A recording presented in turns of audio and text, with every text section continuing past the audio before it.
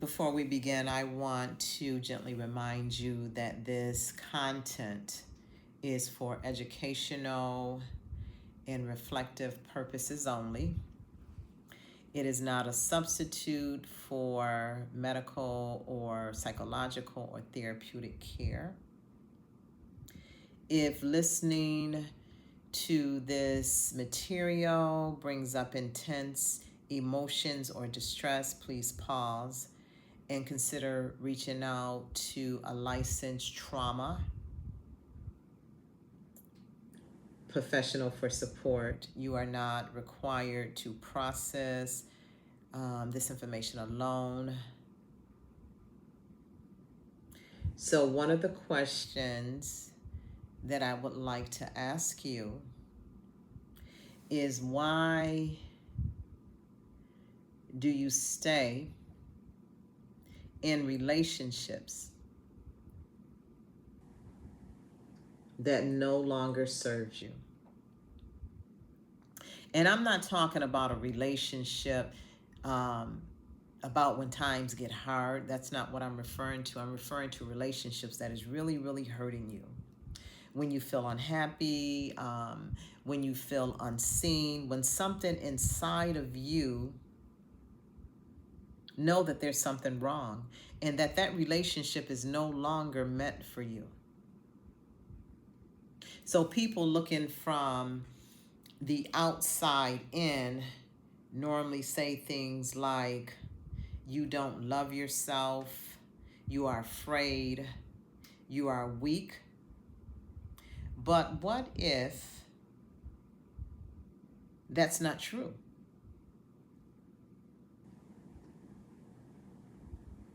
What if the reason why you stay has nothing to do with weakness? And everything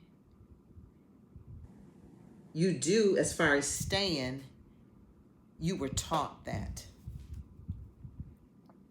And you know what? There's a deeper meaning.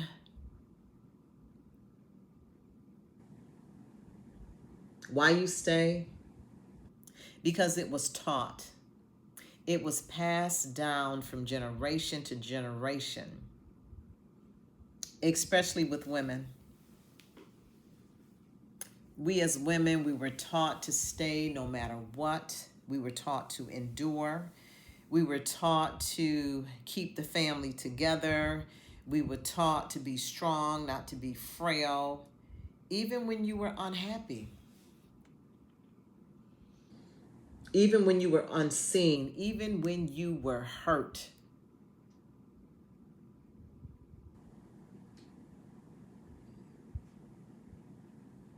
Staying was not just a choice, it was a value. That's what happened. When we're taught that staying means strength, even when staying is slowly breaking us. So I want to share a story with you in regards to staying. My mother was born in the 40s. She was raised in the South in the 50s, the late 50s. And so for my mom, she stayed not because she didn't see what was happening. She stayed because survival meant something bigger to her. She wanted to live a different and a bigger life. Staying was like a refuge to her. Staying was getting to a better place from the South to the North. It was about survival for her. It was about opportunity. It was about escaping the worst. So what does that teach a child? It teaches that staying is how you survive. It teaches that leaving is not an option. And what once was survival, it becomes identity. Now let's fast forward. We no longer, or we are no longer in the same condition. But because of that, the same pattern remains, the same thought system, it remains. So now we're not in that same condition. We stay out of fear, out of guilt, out of obligation, and a lot of times because of the children. We stay because we don't want to fail, because we don't want to be blamed. And sometimes we stay because we didn't even realize we had a choice. Some of us have been in toxicity for so long, we become immune to it. It feels normal. It feels familiar. It feels like life.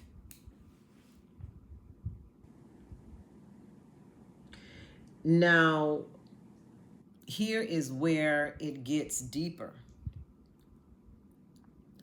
Because staying was never meant for you to lose yourself.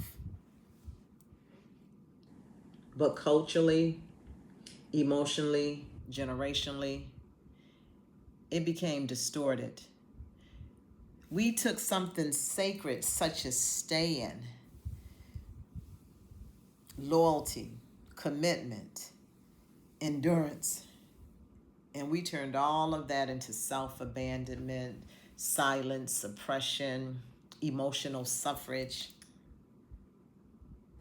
Everything, and I'm certain you've heard this, everything is for a season. But we were taught to stay at all cost. You stay past the season. When you stay, you're staying at the beyond the season, and that's where the suffering begins. And what happens, you start living in two realities. One part of you, no, this is no longer serving me. The other part says, but I don't want to leave. And that creates such chaos inside of you. It creates confusion, emotional conflict, internal pressure, and then you begin to feel stuck.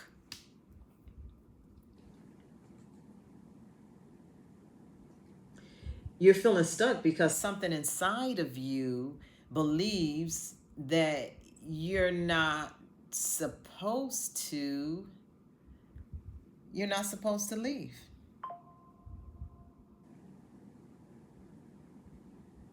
So you begin to wake up when you start asking questions like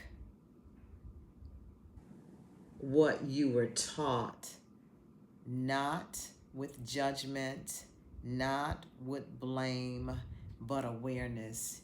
You begin to ask, where did I learn this? Who did I watch stayed? What did staying cost them? And what is staying costing me? So staying is not always about strength. Sometimes staying in a pattern that is keeping you from living. It's keeping you from your life. It's keeping you from your authentic self. It's keeping you from discovering who you are. It's keeping you from discovering why you are here and what you are meant to be. So for the women who stayed or who are staying, I want you to hear this. You did not stay because you were weak. You stayed because you were taught that staying was survival, but you are no longer in the same condition, and what once protected you may not be the very same thing that is limiting you. So what's protecting you may be the very same thing that will limit you, and that is limiting you, and that is causing you to feel stuck. Awakening begins the moment that you realize you don't have to stay stuck, and that you do not have to stay where you are.